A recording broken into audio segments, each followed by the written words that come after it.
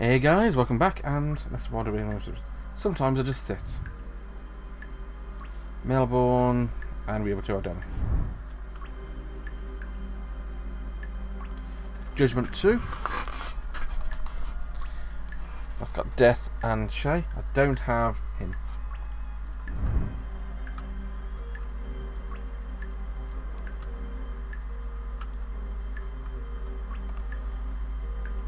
Beth 3.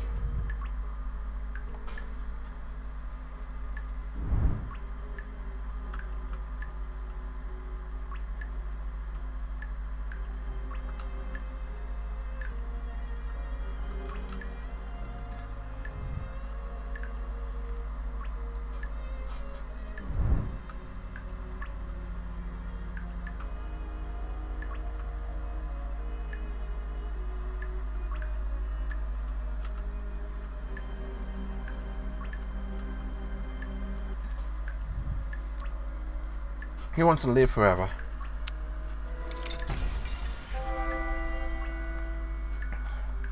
Espresso means machine's acting up again.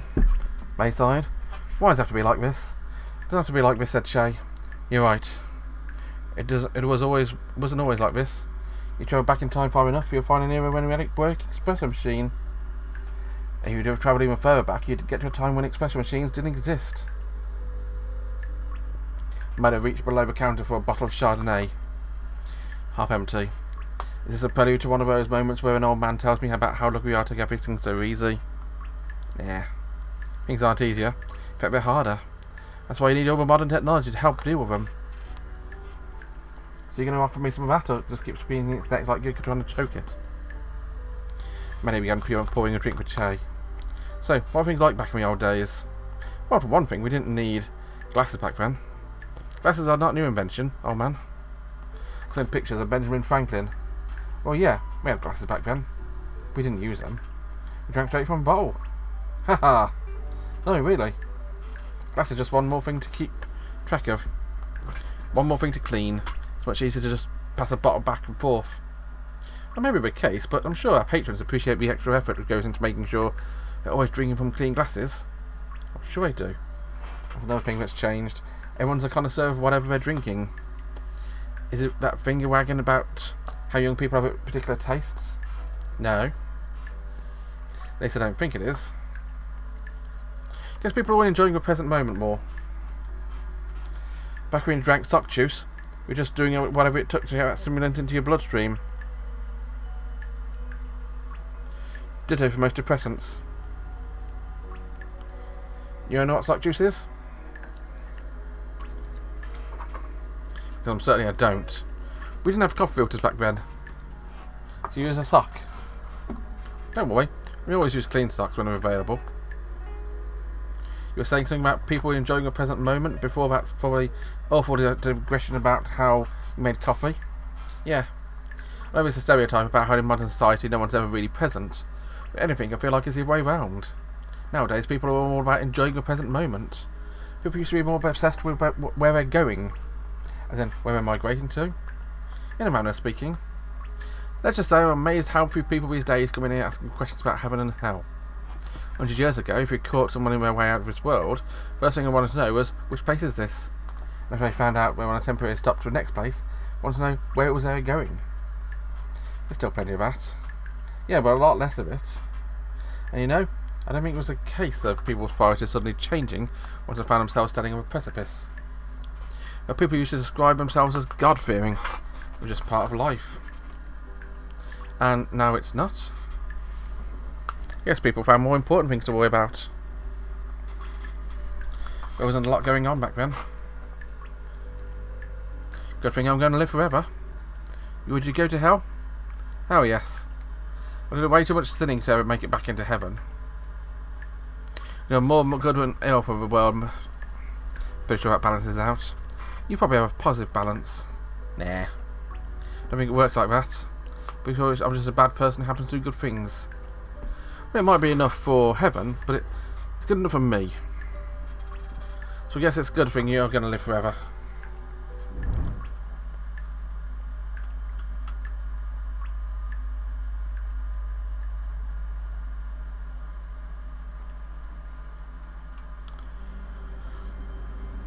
F2.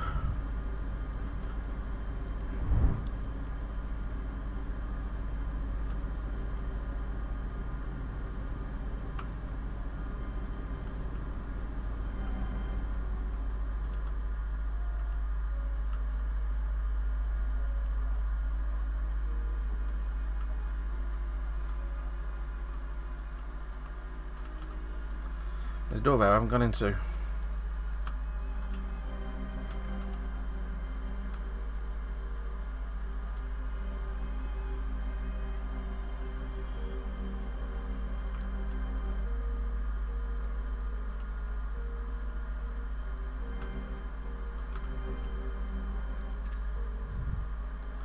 For Fishman, I do not have people, or patrons, I think it might be. I've got Lavington.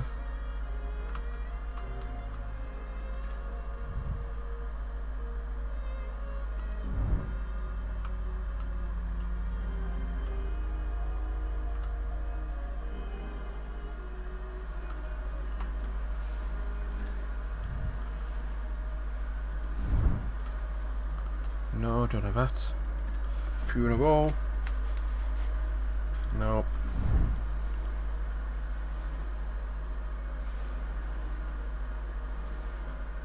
Perfectionist. Nope.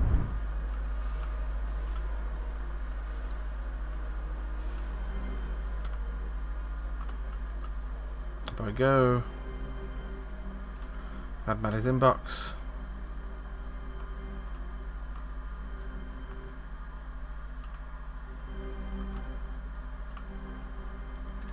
Billiards. No.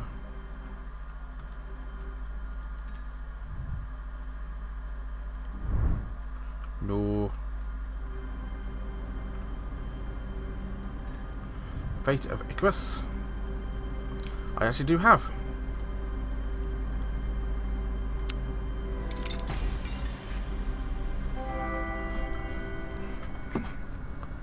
First thing Che noticed when he entered Ashley's workshop is her workbench was a not unusual place. Second thing she noticed was that Ashley was sitting on a bench, her back slumped against a wall. Hey. Her eyes didn't move up. I wasn't like Ashley. She usually greeted people with eyes before greeting with a voice. Hey kiddo, you doing okay? I'm okay, feeling tired and achy, is yet somehow able to resist is okay. Mine's still amped up but unable to do anything productive. Why do I feel like this? Is this my life now? Am I going to be okay? Che stepped up to Ashley's workbench and seated himself next to her. I'll tell you to relax, but it sounds like you're already trying and failing. So maybe it's okay to be amped up and also tired. It's kind of a worst. To be tired, but also incapable of resting. Tired, but also incapable of resting is described how he felt on most days. It becomes such a familiar part of his condition that he forgot what it was like to be young. To have a kind of energy that Ashley always seemed to be brimming with. I think you'll have to get used to that, kiddo. I think you're just getting into a early taste of what it's like being an adult. That's not reassuring at all. You feel like this every day? If you came here to comfort me, you're doing a terrible job. He always considered himself to be a good teacher.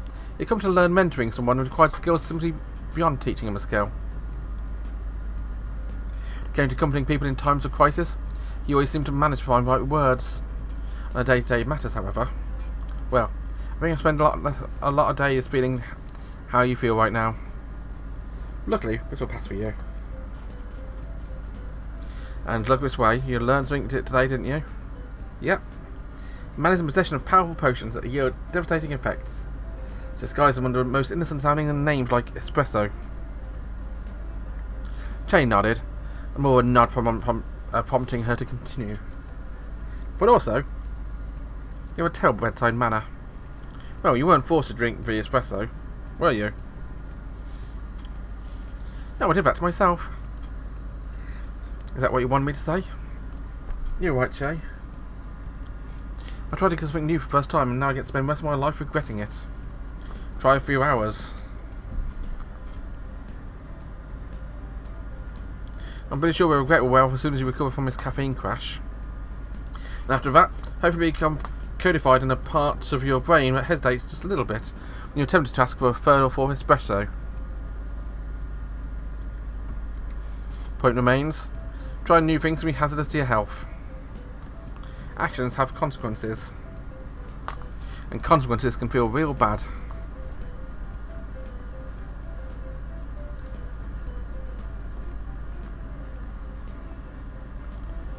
She opened her mouth and making noise that was halfway between gasp and yawn.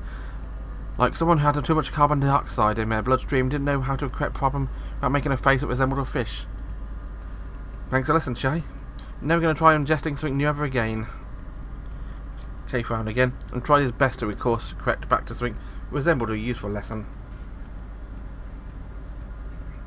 That's nice and all, but I don't think that avoiding new and novel drinks is going to protect you from ever encountering harm again. Right, which is why I'm not just limiting it to drinks. No new foods? Got a decent enough palate anyway. I think I'm good sticking to the same dozen or so meals. Wasn't sure what words of wisdom we could impart. But he pretty sure the words weren't the only way to get someone out of a slump. Ashley, stand up. He's up himself, fear looking and willing to follow his own advice. Why? Because you can. I can't. Or one reason to stand up. You stand up and prove that you can. If you can't, well, that's good to know. As she groaned and twisted so she was lying down on a workbench. She was about to object when she started rolling off a workbench and plopped onto the floor. Ow! She watched Ashley not reaching down to offer her hand. She was capable of saying ouch. She was capable of asking for help. So painful moments later, Ashley lifted herself onto the floor and shuffled backwards until she was leaning against the wall next to a workbench. See? You thought you could stand, but you can. Away from me, I'm overjoyed. You can sit down if you like to.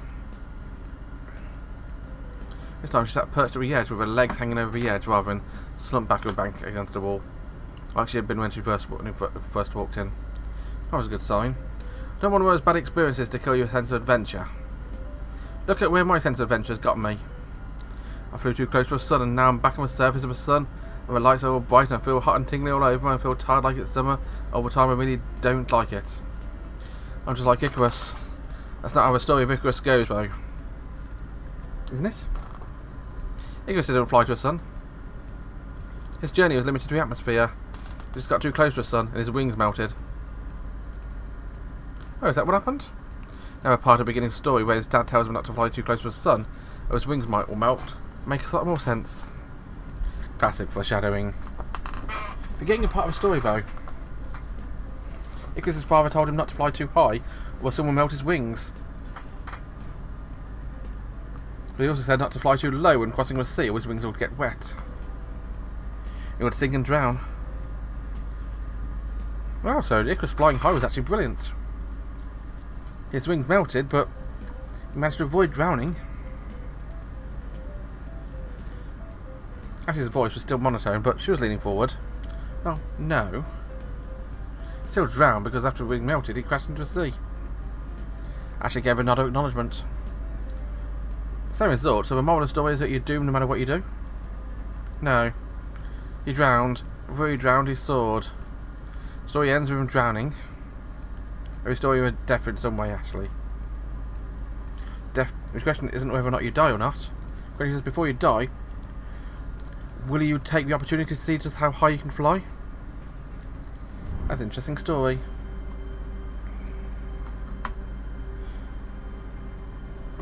Consequences, I'm going to say the consequences of coffee, but consequences of trying. 14 minutes. Thank you very much for watching, guys. Have a wonderful day. Join me next time for more. Until then, bye bye.